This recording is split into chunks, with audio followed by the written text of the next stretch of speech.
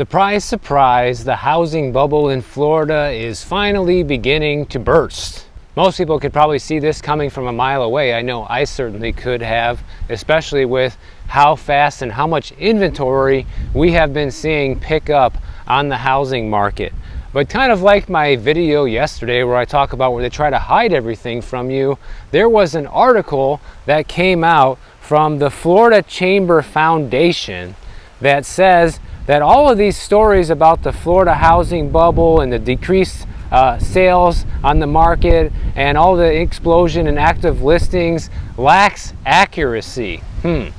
So let's take a look at this story to see if it in fact does lack accuracy, and we're going to use actual data from the housing market here in Florida to see if any of this is true or not. As you guys can see, it's kind of been my thing to kind of debunk all these lies and myths that we're always being told. I kind of get a kick out of it, you know? So they say the problem with all these headlines about inventory exploding in Florida and how long it takes to sell a house here, they say that all these stories lack context. They say that these articles paint a picture of a weakening housing market relying on a couple of distinct points: the number of homes being sold in Florida falling dramatically over the past year, as well as the number of homes for sale increasing dramatically over the past year. Well, those seem to be pretty logical reasons to say that the housing bubble here is starting to burst, but let's look at the real data and the details. So on their first point about the number of homes being sold in Florida declining, this story says that, well, they're cherry picking data points of a slow time of year, meaning like the beginning of 2024, showing that home sales are slow at the beginning of 2024. So what I had done here is I pulled up a chart going all the way back to 2017 of all the closed sales here in Florida. So this is way pre-COVID, and we can see the trend lines here. And as of the most recent March numbers, it was about 34,000 closed sales total throughout the entire state, which is low, especially compared to the COVID years. So they say, well, this is nothing to worry about because this is just a seasonal trend. It's going to pick up. And if you look at the chart, it does pick up seasonally. It always, goes up in the spring and summer months and then heads back down in the winter and fall, just like pretty much everywhere else. There's always this myth here in Florida that the housing market is hotter and more people are buying during the winter months because that's when all the snowbirds come. But as you guys can see from this chart, that is in fact not true. Wow, did this catch me by surprise. We have a house here for sale for $1,088,000. And I thought we were going to see cheaper houses here in Palm Coast, but I guess not. This house sold back in 2021 for $780,000, and then they've had it listed since the beginning of the year for $1,190,000. No takers yet. Lowered the price a little bit, but looks like not enough to get it sold. But man, look at that property tax bill. Shot up from $9,000 a year up to $13,500 a year in just a couple years after paying that higher price for this property. And that's what's about to happen to anybody buying in this market right now. So you really need to be careful. And honestly, I thought we were going to see cheaper houses than this. I just ended up in this random neighborhood. I thought these prices were going to be half what we're seeing right now. Now this story says that while housing sales have trended downward since peaking in 2021, it's primarily because the 3 years during the pandemic was a statistical outlier. They say in 2021, an average of nearly 30,000 single-family homes were sold monthly in Florida, the highest average for a single year on record.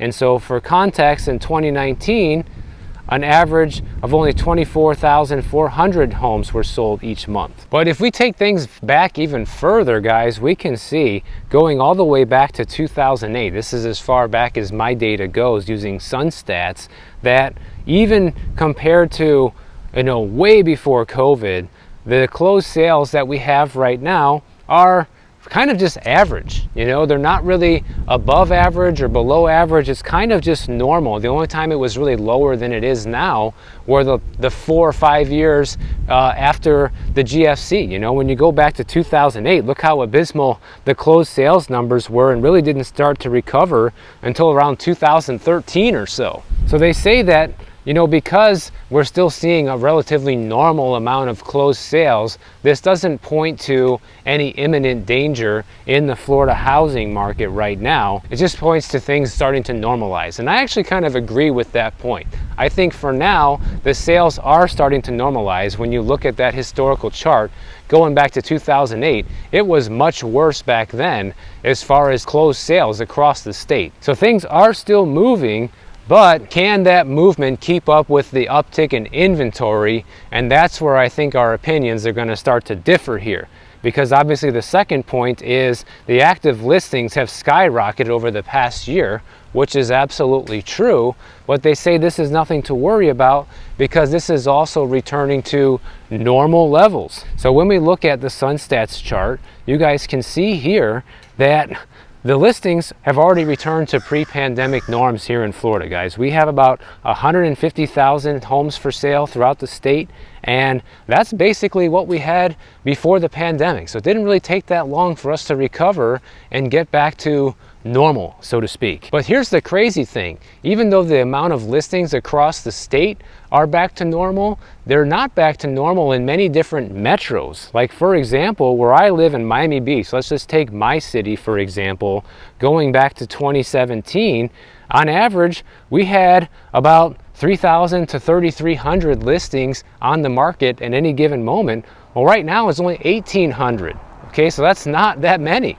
And funny enough, during that last housing crash, there was a ton of places for sale around Miami Beach, probably even more than this. And so the crazy thing about this is we are back to pre-pandemic levels of inventory for the state of Florida, but you still have many metros across the state that are still well below pre-pandemic levels. And the reason for this is because there has been so much building in the southwestern part of Florida and in central Florida that it is enough to bring these numbers back up to pre-pandemic levels, guys. So this isn't even everybody selling yet. This is just new construction and some people selling.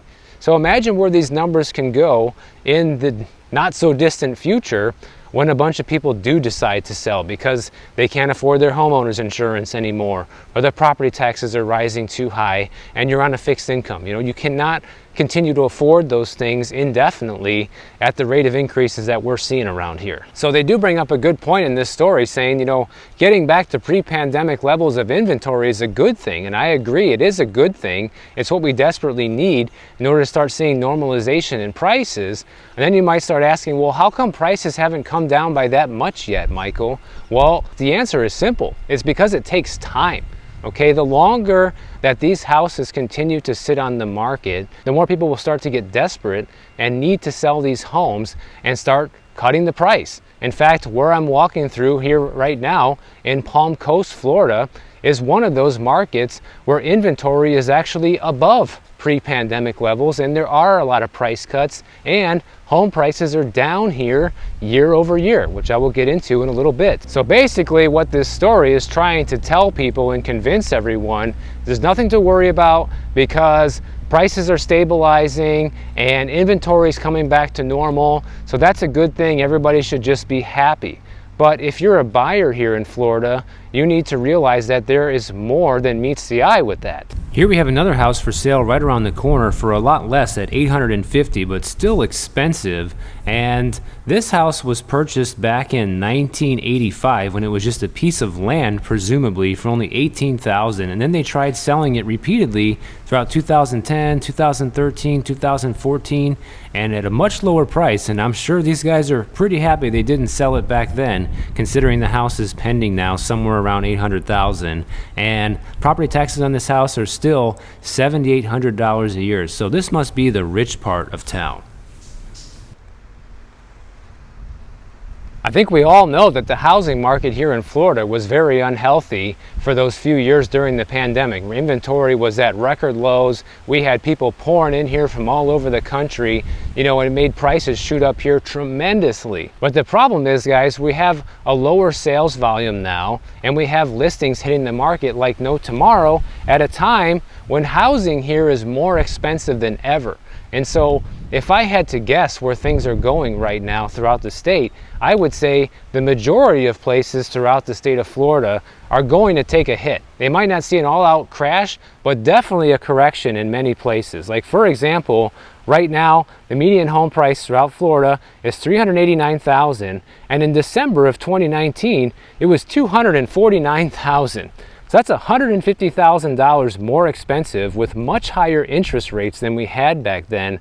This is going to have a dramatic impact on the market here. You know, people talk like this isn't going to put any downward pressure on the market, seeing the inventory go up at a time when prices are still almost higher than ever, and interest rates make those prices completely unaffordable for most people. I think that's one of the main points that a lot of these people that say everything's going to be fine completely miss. They say, well, it's all going back to pre-pandemic normals, everybody should be happy. Yeah, okay, the numbers as far as the listings, as far as the closed sales are going back to pre-pandemic levels, but what's not at pre-pandemic levels, guys? The price and the interest rates, the two most important things that affect people's ability to buy a home. Now, if we open up ReVenture app, we can take a look at different places in Florida that are already starting to see price declines throughout their metros. We're starting to see already places that are down by 2% or more year over year. Charlotte County down by 2% year over year. Flagler County, where I'm at right now, 2.4% down year over year. Sumter County takes the cake right now at 2.6% year over year price cuts, and Walton County is also down by 1.6%. So that's not obviously the whole state, but it's starting to happen, guys. You're starting to see the distress in this market. You know, where I'm walking at right here in Palm Coast, Florida, the inventory is up 45% year over year, and prices are going down. So to say that that's not going to have an impact on the market is crazy. Of course it's going to have an impact here. But the question is, are the prices going to return back to pre-pandemic levels?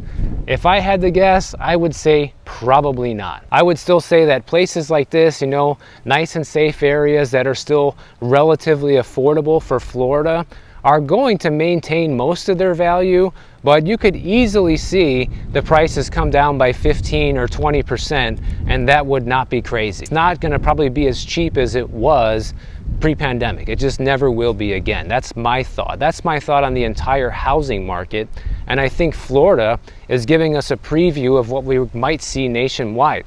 Now, we could see markets where prices will fall by more than that, especially here in Florida, where there's just too much inventory. You already see that the inventory here in Palm Coast is up 45% year over year. Well, if that keeps climbing and the home sales keep falling, well, that's a recipe for further price declines. In fact, I'm starting to see different stories out there. Alex sent me this story talking about how now might actually be the right time to move to Florida as these inventory levels surge and sellers start to slash prices. Well, once again, I would tell you that it always comes back to the same thing I teach you guys here on the channel over and over. You need to pay attention to this in your neighborhood for yourself. Like if you're looking to move to Miami, for example, where I live, then prices there are still up year over year by about 8%. So it's still going to cost you more. Yeah, there are price cuts, but you want to move to an area where you're already seeing the prices come down and inventory is abundant, guys. You want to look at areas where you're seeing listings skyrocket, you know, because that's going to give you a lot of choices. It gives you leverage as a buyer to make a real offer, not none of this nonsense paying over asking price and getting into a bidding war and waiving all your contingencies, all of that stuff. That's nonsense. You don't need to do that. And also you have to be mindful of the real cost of home ownership here, especially in Florida, because I've shown you guys time and time again how expensive it can be with property taxes and insurance here. Now, I'd be willing to bet that an area like here in Palm Coast is still going to be pretty affordable for the most part for both of those things. But in some places, it's getting out of control. And there's no way to know that without getting an insurance quote before buying the house. You know, over the past 3 years, homeowners insurance here in Florida has risen 102%, guys. That is crazy. And all these rising property values means that you pay more in property taxes as well. So I think these are the two biggest expenses that home buyers are facing today, and it's some of the most overlooked things that people just don't think about when purchasing the house. They think that when they buy the house, that whatever the number they see today that they're quoted for insurance, and whatever the previous owner was paying for property taxes, that's going to be what you're going to be paying. It's not. It's going to be more, maybe a lot more in some cases. And even if it isn't, all of these things are subject to reassessment on a year-by-year basis. Your insurance policy just goes from year to year. So even if it's affordable this year, it could become more affordable next year. Property taxes are also usually going to go up as well, unless the market is tanking where you live. But you could start to argue that it is becoming a buyer's market here in Florida now, but only in certain areas, only in areas where inventory has returned to pre-pandemic levels. And you need to know that about your area. Like if you're coming to Miami Beach where I live, prices aren't really falling, but you are seeing big price cuts on listings. But even those listings that get huge price cuts, like the ones I show you guys, are still selling for way more than they did pre-pandemic. So the prices are kind of flat in my area, but inventory hasn't returned to pre-pandemic levels yet. So it's still in the seller's favor versus an area like this where you could argue now it's a buyer's market. But the question as a buyer is, do you want to pay these prices? Or do you want to wait a little bit and see what's going to happen? Wait till things shake out, guys. I think, waiting another year or two is probably pretty smart in most cases, because we're going to see a lot of things happen. This inflation problem is not going away. Interest rates are going up right now for mortgages, not going down like was promised since last year. So there's a lot of things going in the wrong direction and a different direction than we were originally told it was going to. And this is going to cause some major problems for the economy moving forward. And the other thing is too, with all the home building that we have seen happen here in Florida, you have a lot of resellers, people who are putting their home on the market as a resale property, like where we're walking through now, have to compete with those new builds. And if they want to compete, they have to have their house priced similarly or even cheaper, especially since the seller of these houses can't promise or give a buyer a 5% mortgage rate in a 7.5% environment. So this doesn't mean everybody should just rush here and buy in Florida because the inventory is going up. It means that you should know the area that you want to buy in and be paying attention to the market trends, guys. You can get all this information for free, even on Redfin's website.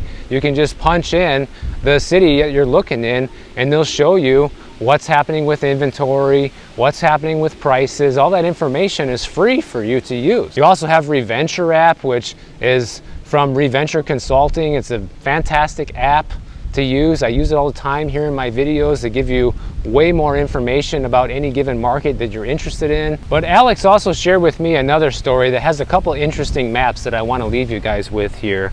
And if you take a look at this first one, the map of the country shows the year-over-year change in inventory from 2023 in March to 2024. And as you can see, Florida is the clear winner.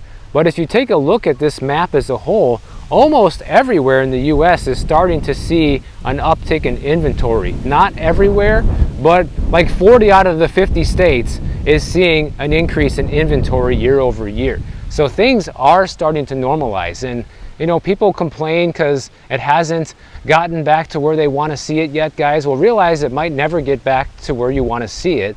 And it takes a very long time for these problems to play themselves out. It took almost 4 years to turn this housing market completely upside down. You can reasonably expect it to take another 4 years or longer for it to go back to anything that resembles normal. And it's just now starting to turn, as you can see on this map. But the second map here shows you that even though things are recovering year over year compared to pre-pandemic, the numbers are still down basically everywhere, and in some cases by a lot. A lot of these states in red, inventory is still 50% or more below where it was pre-pandemic. And so that answers your question of, well, if things are starting to normalize, Michael, why aren't the prices falling yet? And this is the reason why. Because in many cases, the inventory just hasn't returned to where we need to see it. But you can rest assured that one day it will, guys. I can't tell you when it will, but it will. Eventually, people that are holding onto these houses are going to sell them for one reason or another. Some people think that corporations are going to buy up all these houses. They're not. They might buy up some of them, but they are not going to buy up all of the houses that are going to come up for sale over the next couple of decades, guys. And on top of that, you have all these baby boomers, like we talked about in previous videos, that are going to be selling their properties too. They're aging out of their homes. Some of them pass away. What do you think happens to the house? It doesn't just sit there empty. Inevitably, it gets handed down to the next generation, and 70% of the time, they sell the house to you. But I will stand by my previous assessment that if prices come down by 20% or more in any given area, I consider that a housing crash. Some people might not, but I think it is. Even though prices shot up more than 20%, that's not the point. The point is that prices fall to a much lower level than they are today still constitutes a housing crash by my definition. Even though it might still be more expensive than you want it to be, that would still be a crash. And there are already markets where prices are down 20%. The most visible and notable one is brand new homes. If you want to get a house 20% off of where it was a year ago, go buy a brand new house. And they'll give you a 5% interest rate too. So the main advice I can give people right now is, number one, just be patient, and number two, be vigilant, guys. Like, if you have time to wait, I pretty much am telling everybody you should give it another year or two and see how this shakes out. You know, after the election, we could be going into a very big recession that can turn this housing market upside down. I mean, think about this. We're seeing these type of price declines and this much inventory hit the market in an environment where the economy is supposedly booming, right? This is supposed to be one of the best economies ever. We're already starting to see a lot of markets in distress. Well, imagine what that's going to look like when unemployment shoots through the roof and a lot of people are forced to sell their houses, which could be an unfortunate situation that could be right around the corner. And if that never shakes out and the government just goes parabolic and decides to print, you know, tens of trillions of dollars more to try to keep this economy going, well, then we're going to have the opposite problem. Inflation will be through the roof. Home prices may go up by another 30 or 50% from there, and will be even more unaffordable for people that don't own a home. That is another possibility as well. And that's also some people's argument of maybe that's why I should buy a house today, because if things go in that direction, then that's really only real hedge against inflation is the fact that you bought a house before it got even worse. So you have to just kind of hedge your bets on where you think things are going to go right now, because no one really knows. So if you guys enjoyed this video, make sure you subscribe to the channel. And if you don't want to wait for my next video to come out, check out this one on the screen right over here, and I'll see you in the next one.